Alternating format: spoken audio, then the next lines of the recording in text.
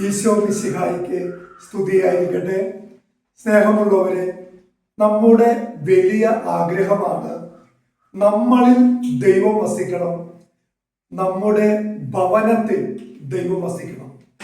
നമ്മളിൽ ദൈവം വസിക്കണം, നമ്മളുടെ ഭവനത്തിൽ ദൈവം വസിക്കണം. എന്താണ് മാർഗം? ഇത് കർത്താവിന്റെ തിരുവചനം നമ്മളെ പഠിപ്പിക്കുന്നു.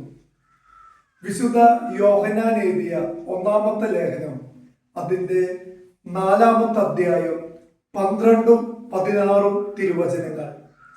ദൈവത്തെ ഒരുവനും ഒരിക്കലും കണ്ടിട്ടില്ല, എന്നാൽ നാം പരസ്പരം സ്നേഹിച്ചാൽ ദൈവം നമ്മളിൽ വസിക്കും.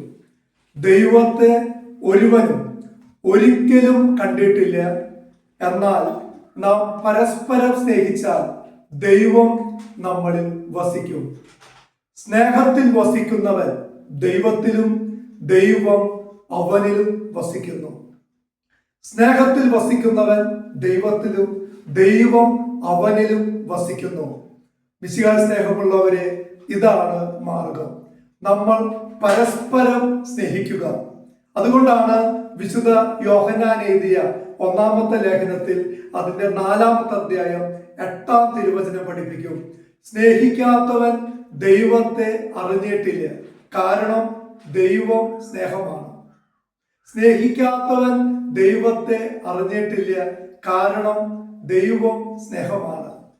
നമ്മളിൽ, നമ്മുടെ ഭവനത്തിൽ ദൈവം വസിക്കുവാൻ സ്നേഹമാണ് ഏറ്റവും വലിയ മാർഗം.